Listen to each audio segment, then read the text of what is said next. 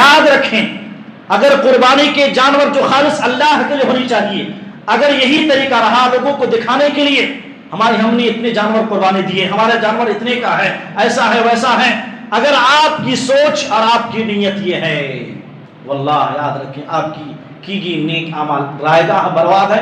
ایسی قربانی کی کوئی حاجت نہیں. اللہ کے نبی فرماتے ہیں، مسند احمد کی روایت ہے، ان اخوف ما خاف علیکم الشرک الاصغر، میں تم پر سب سے زیادہ جس چیز سے ڈرتا ہوں وہ ہے شرک اصغر. صحابہ نے کہا اللہ کے نبی شرک اصغر کیا ہے؟ کہا کہ شرک اصغر یہ ہے الریا، وہ ہے کہ دکھاوا اور ریاکاری. شرک اصغر یعنی شرک قرار دیا ریاکاری کو. پھر پیارے نبی کہتے ہیں اے لوگوں سنو، قیامت کے دن ہوگا اللہ تعالیٰ لوگوں میں اعلان کرے گا کہ اے وہ لوگوں جن لوگوں نے دنیا میں نیک اعمال لوگوں کو دکھلانے کے لیے، لوگوں کی تعریف کے لیے، لوگ اس کی تعریف کرے، دکھاوا اور ریاکاری کے طور پر جو بھی دنیا میں نیک عمل کیا تھا، آج جاؤ انہیں کے پاس اپنا بدلہ لے لو اور اسی کے پاس جا کے ثواب لے لو اگر ملتا ہے تو. کتنی بڑی ذلت ہے، کتنی بڑی رسوائی ہے. ایک تو عمل قبول نہیں ہو رہا، ایک تو پھٹکار ہے، ساتھ ہی پوری دنیا کائنات کے لوگوں کے سامنے اس کی کتنی ذلت ہوگی. الحمدللہ نحمده ونستعینه ونستغفره ونؤمن به ونتوکل علیه ونعوذ بالله من شرور انفسنا ومن سیئات اعمالنا من يهده الله فلا مضل له ومن يضلله فلا هادي له وأشهد أن لا إله إلا الله وحده لا شريك له وأشهد أن محمدا عبده ورسوله. أعوذ بالله السميع العليم من الشيطان الرجيم من همزه ونفخه ونفسه. بسم الله الرحمن الرحيم.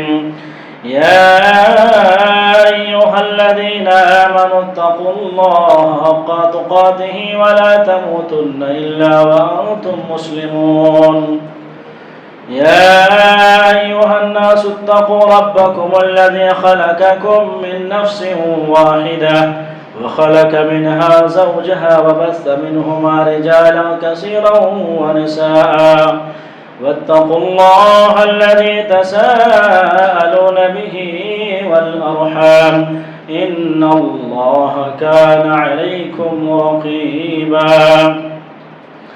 يا أيها الذين آمنوا اتقوا الله وقولوا قولا سديدا يصلح لكم أعمالكم ويغفر لكم ذنوبكم ومن يطع الله ورسوله فقد فاز فوزا عظيما.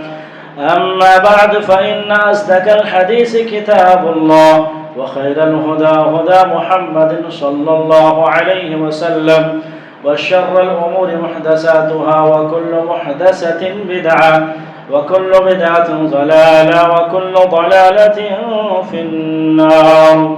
أعوذ بالله السميع العليم من الشيطان الرجيم من همزه ونفخه ونفسه. بسم الله الرحمن الرحيم.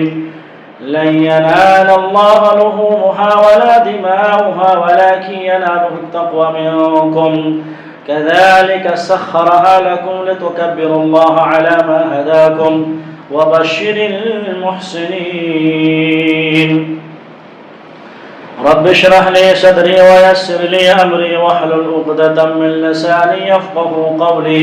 اللهم انفعني بما علمتني وعلمني ما ينفعني وزدني علما. الله أكبر الله أكبر لا إله إلا الله. الله أكبر الله أكبر ولله الحمد. الله أكبر كبيرا الحمد لله كثيرا سبحان الله بكرة وأصيلا. ہمہ قسم کی تعریف، توصیف، کبریائی، بڑائی اس رب العالمین کے لیے لائق و زیبا ہے جس نے مجھ اور آپ کو اسلام، ایمان، توحید جیسی عظیم نعمتوں سے نوازتے ہوئے عشر ذی الحجہ نصیب فرمایا.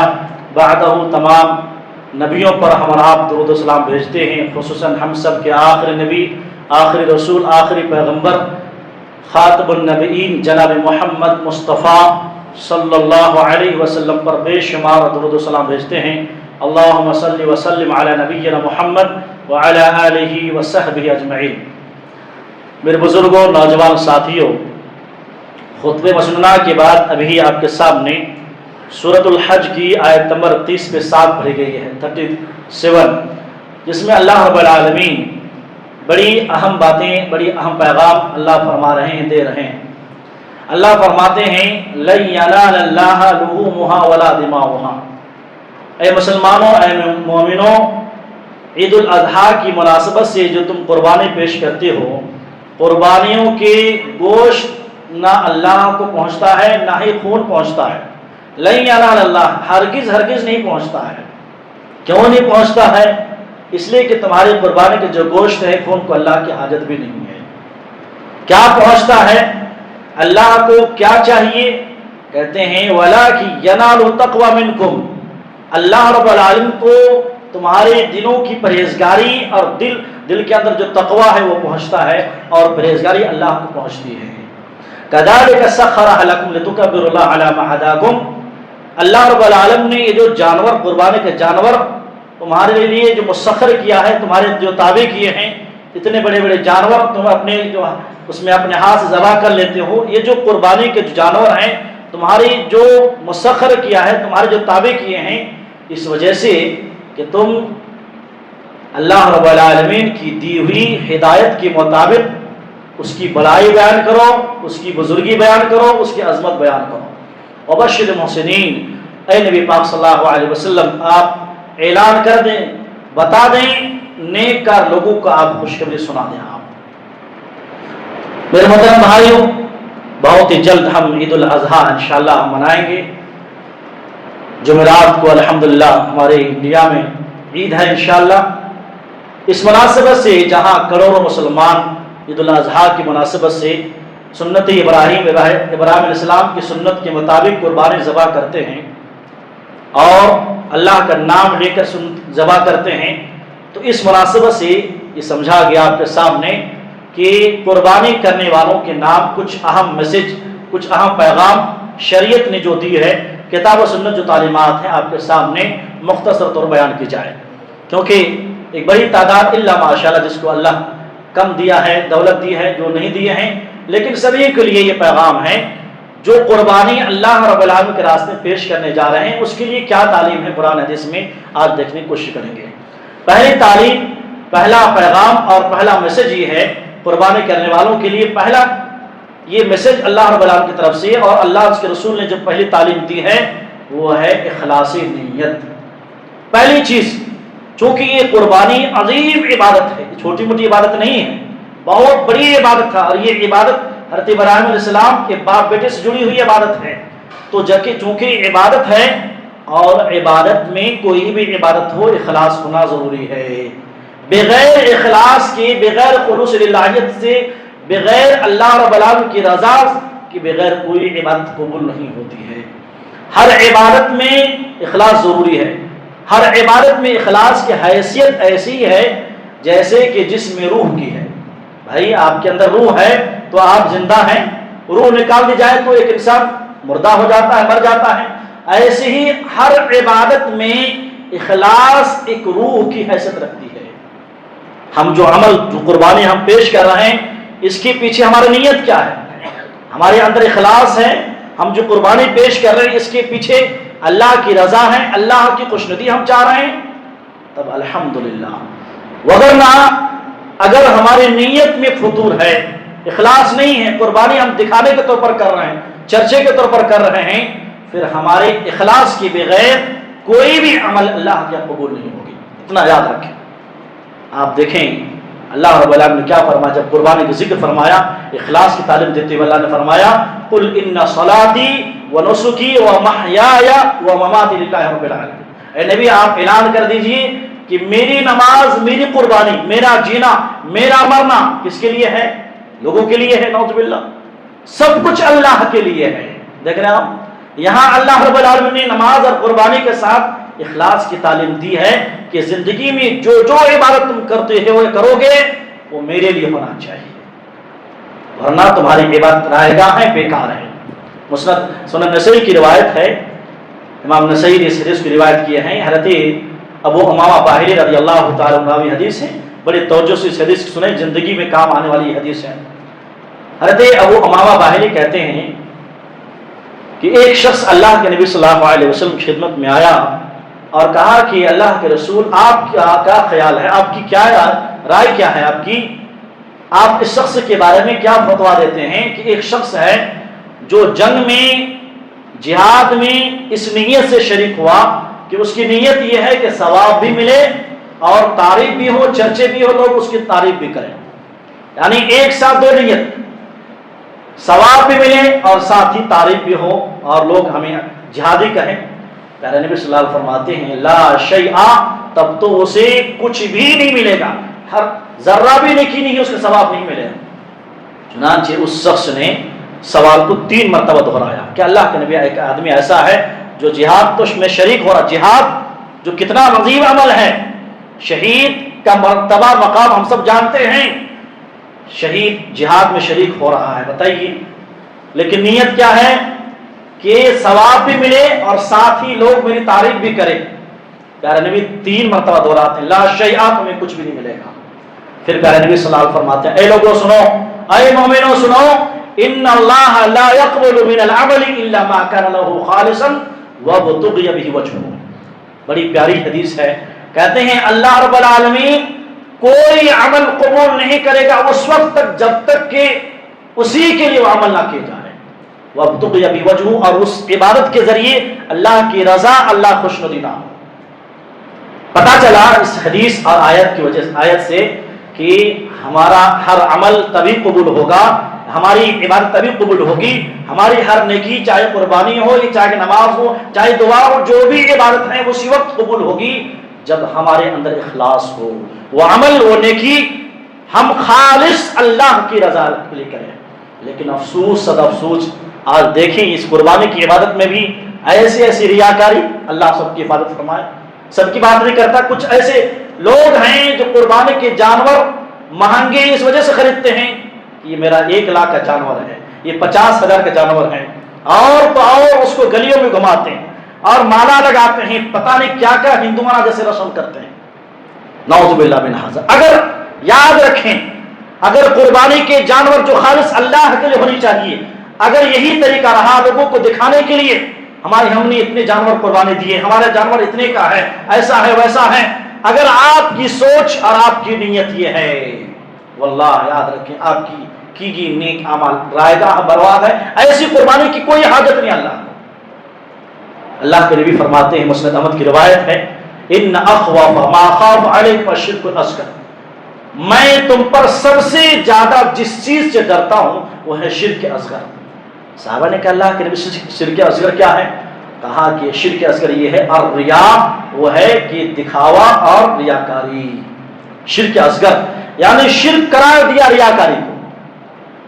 پھر پیارے نبی کہتے ہیں اے لوگوں سنو، قیامت کے دن ہوگا، اللہ تعالیٰ لوگوں میں اعلان کرے گا کہ اے وہ لوگوں جن لوگوں نے دنیا میں نیک اعمال لوگوں کو دکھلانے کے لیے، لوگوں کی تعریف کے لیے، لوگ اس کی تعریف کرے، دکھاوا اور ریاکاری کے طور پر جو بھی دنیا میں نیک عمل کیا تھا، آج جاؤ انہیں کے پاس اپنا بدلہ لے لو اور اسی کے پاس جا کے ثواب لے لو اگر ملتا ہے تو۔ کتنی بڑی ذلت ہے، کتنی بڑی رسوائی ہے، ایک تو عمل قبول نہیں ہو رہا، ایک تو پھٹکار ہے، ساتھ ہی پوری دنیا کائنات کے لوگوں کے سامنے اس کی کتنی ذلت ہوگی کہ آج ان کو کچھ بھی حاصل نہیں ہوا۔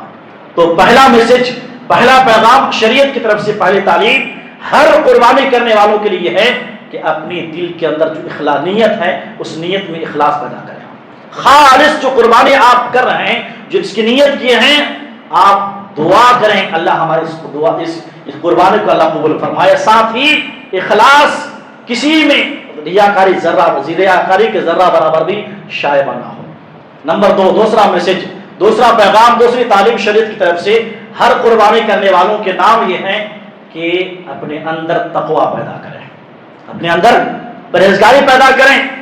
اللہ اکبر۔ کوئی اگر آپ سے سوال کرے کہ ٹھیک ہے تم جو قربانی کرتے ہو کیوں کرتے ہو، قربانی کا مقصد کیا ہے، قربانی کی حکمت کیا ہے، لاکھوں کروڑوں جانور جو ذبح ہوتی ہے کیوں، جبکہ اللہ کو نہ خون پہنچتا ہے نہ گوشت پہنچتا ہے۔ آخر اس کے پیچھے کیا راز ہے، کیا مقصد ہے؟ قربانی کا ایک ہی مقصد ہے، اللہ نے ایک ہی مقصد بیان فرمایا ہے، وہ ہے تقوی تقوی تقوی۔ اللہ نے فرمایا جیسے کہ ابھی آپ کے سامنے خطبہ سننا کے بعد جو آیت پڑھی، لَن يَنَالَ اللَّهُ لُحُومُهَا وَلَا دِمَاؤُهَا وَلَٰكِن يَنَالُهُ التَّقْوَىٰ مِنكُمْ۔ اللہ تبارک و تعالیٰ کو تمہارے قربانی کے جانور کے نہ گوشت پہنچتے ہیں نہ ہی خون، اللہ کو جو پہنچتا ہے، جو چیز پہنچتی ہے اللہ کو، میرے دل کے اندر جو تقویٰ ہے، کس محبت سے ہم قربانی کر رہے ہیں، کس جذبے اطاعت سے ہم قربانی کر رہے ہیں، وہ اللہ دیکھنا چاہتا ہے۔ اگر یہ ہے الحمدللہ، اگر نہیں ہے تو پھر گیا کام سے، قربانی کا کوئی مقصد نہیں ہوا۔ اس لیے صحیح مسلم کی روایت ہے، اس حدیث کو ذرا توجہ سنیں، پیارے نبی فرماتے ہیں صلی اللہ علیہ وسلم، ان اللہ لا ينظر الى صورکم واموالکم ولکن ينظر الى قلوبکم واعمالکم۔ بے شک اللہ تعالیٰ تمہاری شکل و صورت کو نہیں دیکھتا۔ کتنی پیاری حدیث ہے، بے شک اللہ تبارک و تعالیٰ تمہاری شکل و صورت کو نہیں دیکھتا، نہ ہی تمہاری مال و دولت کو نہ دیکھتا ہے، تم کتنے اچھے انسان ہو شکل و صورت کے اعتبار سے، تم کتنے مالدار ہو، اللہ کو اس کی ضرورت بھی نہیں ہے۔ اللہ کیا دیکھتا ہے؟ وَلَٰكِن يَنظُرُ إِلَىٰ قُلُوبِكُمْ وَأَعْمَالِكُمْ۔ اللہ تبارک و تعالیٰ تمہارے دلوں کو دیکھتا ہے، تمہارے دلوں کو دیکھتا ہے اور تمہارے عملوں کو دیکھتا ہے۔ تمہارے دل کے اندر اللہ کی محبت، نبی کی محبت، دین کی محبت کتنی ہے، کس جذبے سے تم نے قربانی کی ہے، اور تمہارا عمل کس کوالٹی کا ہے، یہ اللہ دیکھتا ہے۔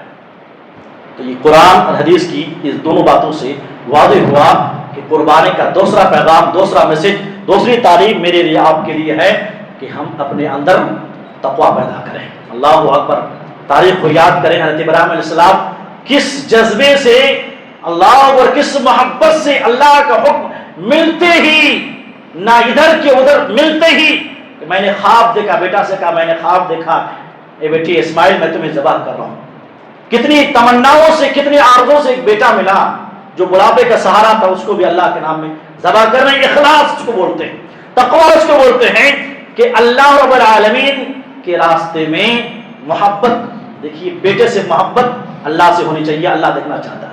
جب دیکھے کہ بیٹے پر چھری چل رہی ہے تو اللہ نے یہ دیکھ لیا کہ میرے یہ ابراہیم خلیل ہے، اس کے دل میں بیٹے سے محبت میری ہے، لہٰذا کہا کہ چھوڑ دو، اور اللہ تعالیٰ نے جنت سے ایک تنبا بھیجا اور اس کی جگہ قیامت کی صبح تک سنت جاری ہو گئی۔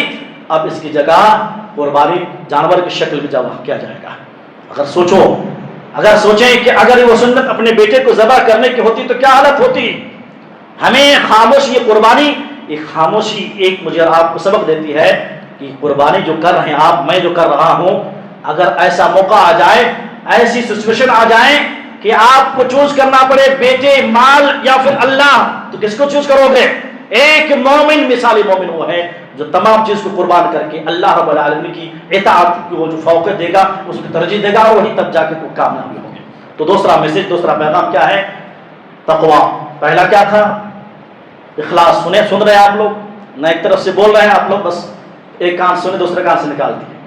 قربانی کرنے والوں کے لیے پہلا پیغام اخلاص، اخلاص نیت۔ نمبر 2 تقویٰ۔ نمبر 3 میں جو قربانی کرتے ہیں یا کیے ہیں، حرام کمانے والے قربانی سے دور رہیں۔ جو ہم قربانی پیش کرتے ہیں، رشوت یا پھر سودی کاروبار یا پھر غلط طریقے سے جو کماتے ہیں، اور اسی پیسے سے قربانی اگر کیے ہیں یا کر رہے ہیں یا کرنے والے ہیں، اس کی یہ قربانی اس پر، اس کی منہ پر مار دی جائے گی۔ اس کی قربانی کی کوئی حیثیت نہیں ہے۔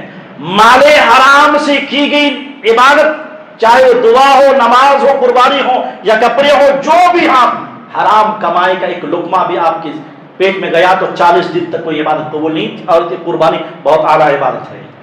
ایک حدیث سماعت فرمائیں تاکہ آپ کو معلوم ہو جائے کہ حرام مال کھانے سے کتنا نقصان ہوتا ہے انسان کی زندگی پر۔ صحیح مسلم کتاب الزکات میں حضرت ابو ہریرہ رضی اللہ تعالیٰ عنہ فرماتے ہیں، پیارے نبی صلی اللہ علیہ وسلم فرماتے ہیں، یا ایھا الناس ایھا الناس ان اللہ طیب لا یقبل الا طیبا۔ اے لوگو، اے کائنات کے لوگوں سنو، بے شک اللہ پاک ہے اور پاکیزہ چیز ہی کو اللہ قبول فرماتا ہے۔ اللہ کیا ہے؟ اللہ پاک ہے، ان اللہ طیب، اور اللہ پاکیزہ اور حلال چیز ہی کو قبول فرماتا ہے۔ پھر پیارے فرماتے ہیں اللہ رب العالمین جن جن چیزوں کو نبیوں کو کرنے کا حکم دیا ہے وہی چیز اپنے مومن بندوں کرنے کا حکم دیا۔ پہلے نبی کو حکم دیا یہ کرنا یہ نہیں کرنا، پھر وہی چیز اپنے مومن بندوں کو حکم دیا۔ نبیوں کو اللہ نے کیا حکم دیا؟ اللہ فرماتے ہیں یا ایھا الرسول کلوا من الطیبات واعملوا صالحا انی بما تعملون علیم۔ اے نبیوں، اے رسولوں، اے پیغمبروں، پاکیزہ اور حلال چیز کھاؤ اور نیک عمل کرو، تم جو کچھ کرو گے مجھے اس کا علم ہے۔ یہ اللہ نے پہلے نبیوں کو حکم دیا۔ پھر اب نبیوں کے بعد مجھے اور آپ کو تمام اہل ایمان کو اللہ نے حکم دیا یا ایھا الذین آمنوا کلوا من طیبات ما رزقناکم۔ اے مومنو، اے مسلمانوں، اگر تمہارے اندر ایمان ہے تو ہم نے جو پاکیزہ روزی دے رکھا ہے اس میں سے کھاؤ۔ پھر اصل واقعہ سنیں آپ۔ پھر پیارے نبی صلی اللہ علیہ وسلم ثم ذکر الرجل، ایک شخص کا ذکر فرمایا۔ سن رہے ہیں آپ لوگ؟ سمجھ میں آ رہی بات؟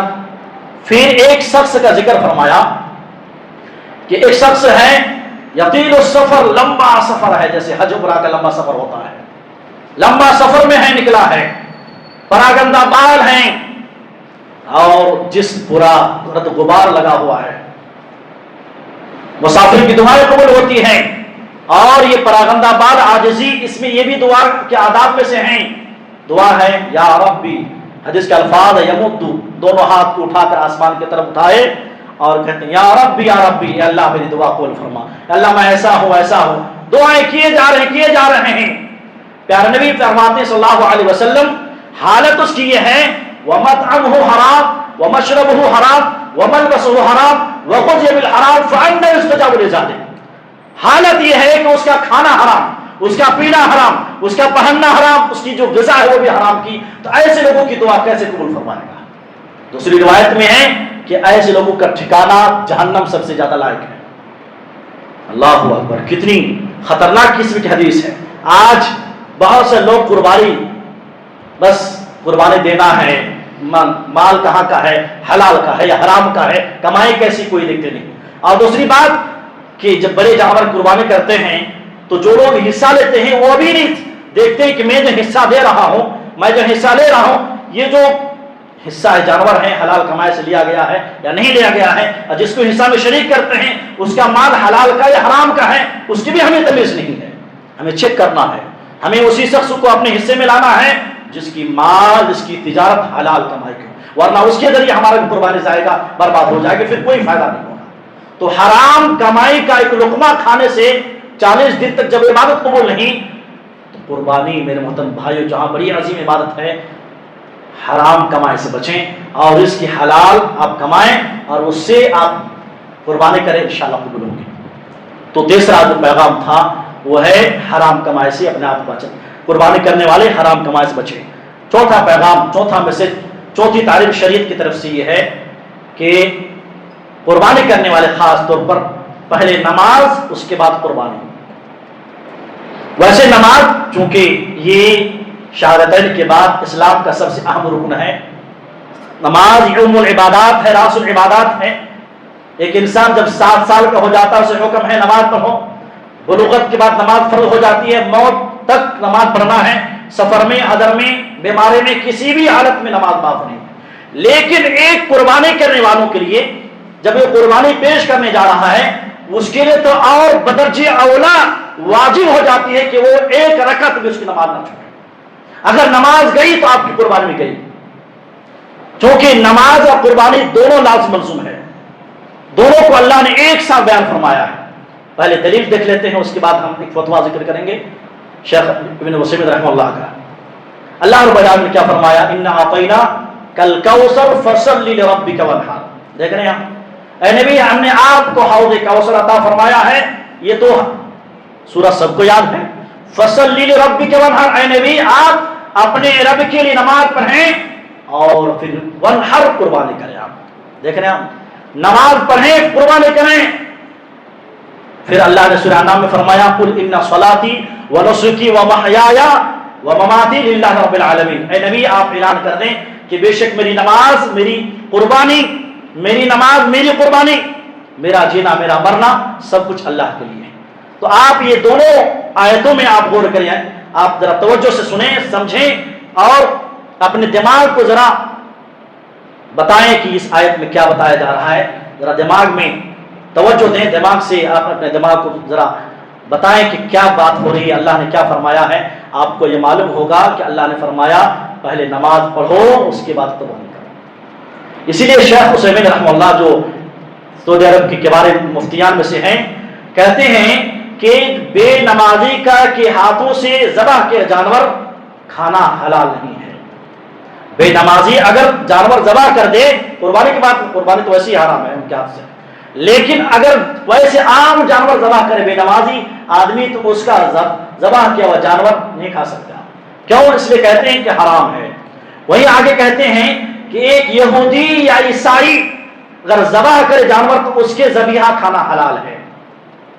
ایک یہودی اور ایک عیسائی، چونکہ اللہ نے قرآن میں فرمایا ہے، اپنی طرف سے فتوا نہیں دے رہے ہیں، تو ایک یہودی اور کرسچن جو مشرک ہے، جو اس کے لیے جہنم ہے، اس کا ذبیحہ حلال ہے، لیکن ایک بے نمازی کا ذبیحہ حلال نہیں. آپ سوچئے کتنی بڑی گستاخی اور کتنا خبیث یہ انسان ہوگا جس کی زندگی میں نماز نہیں اور پھر قربانی کر رہے ہیں، 10-15 قربانی کر رہے ہیں، کوئی فائدہ نہیں. تو نمبر 4 میں کیا ہے؟ چوتھا پیغام، چوتھی تعلیم شریعت کی طرف سے کہ نمازوں کا اہتمام کریں، نمازوں کا اہتمام کریں. لیکن افسوس کی بات یہ ہے جب نماز کی زیادہ تعلیم ہے، وہیں عشر ذی الحجہ میں اتنا عظیم ایام چل رہے ہیں، وہیں پر نماز کی تعداد پہلے سے زیادہ کم ہو گئی. فجر میں نماز نہیں، ظہر میں نماز نہیں، کیا مسئلہ بھائی؟ جہاں نماز کی جہاں تعلیم ہے وہیں ہم تو رہتے ہیں. بڑی افسوس کی بات ہے. تو پہلے نماز کی پابندی کریں، اس کے بعد قربانی کریں. تو یہ اگر آپ چاہتے ہیں آپ قربانی قبول ہو تو اس کے لیے ضروری ہے. نمبر 5 میں آخری چیز بیان کر بات ختم کروں گا. 5واں پیغام ایک قربانی کرنے والوں کے نام یہ ہے کہ سنت اور مستحب یہ ہے، سنت اور مستحب یہ ہے کہ جانور جو آپ قربانی ذبح کر رہے ہیں اپنے ہاتھ سے ذبح کریں. سنت اور مستحب یہ ہے کہ آپ جو دعا اگر یاد نہیں تو یاد کر لیں آپ، اور سنت کے مطابق جانور کو قبلہ رو کر کے آپ ذبح کریں. یہ بہت پیاری سنت ہے جو آج کی سنت کو ہم چھوڑ دیتے ہیں. کسائی کو بلا لیا اور پھر پیسے دے دیے، وہ پتہ نہیں نماز پڑھتا ہے کہ نماز نہیں پڑھتا ہے. اور دوسری بات کہ وہ کیسی ان کی حالت ہمیں معلوم نہیں ہے، اس کو دعا بھی معلوم ہے کہ نہیں بسم اللہ اللہ اکبر بس. بھائی آداب ہیں ذبح کرنے کے، ٹھیک ہے، لیکن تمہاری نماز ہے کہ نہیں؟ وہ آدمی کیسا ہے؟ آپ کا جانور ہے، آپ کی قربانی ہے، آپ اپنی اللہ کے راستے میں ذبح کرنے جا رہے ہیں. حدیث میں ہے صحابہ کرام جانور خریدتے تھے، اس کو کھلاتے تھے، پلاتے تھے، جانور کی بڑی خدمت کرتے تھے. جب جانور سے محبت ہو جاتی تھی جانور کو ذبح کرتے تھے. تو محبت جانور سے ہونا، اپنے خود ہاتھ سے ذبح کرنا. آپ دیکھیں پیارے نبی صلی اللہ علیہ وسلم کی بڑی پیاری تعلیم ہے. صحیح ابن خزیمہ کی روایت ہے. توجہ سے اس حدیث کو سن کر انشاءاللہ بات ختم کروں گا. بڑی توجہ سے اس حدیث کو سنیں. حضرت جابر بن عبداللہ رضی اللہ تعالیٰ عنہ کہتے ہیں ان رسول اللہ صلی اللہ علیہ وسلم ذبح یوم العید کبشین. پیارے نبی صلی اللہ علیہ وسلم عید الاضحیٰ کے موقع پر اپنے ہاتھ سے 2 مینڈھے ذبح کیے، 2 بکرا ذبح کیا. ثم قال حين وجههما، پھر دونوں جانور کو قبلہ کی طرف لٹایا اور پھر آپ نے یہ دعا پڑھی انی وجہت وجهي للذي فطر السماوات والارض حنيفا وما انا من المشركين ان صلاتي ونسكي ومحياي ومماتي لله رب العالمين لا شريك له وبذلك امرت وانا اول المسلمين. اتنی دعا پڑھے. کہتے ہیں اس کے بعد بسم اللہ اللہ اکبر اللہم منک ولک من محمد و امتہ.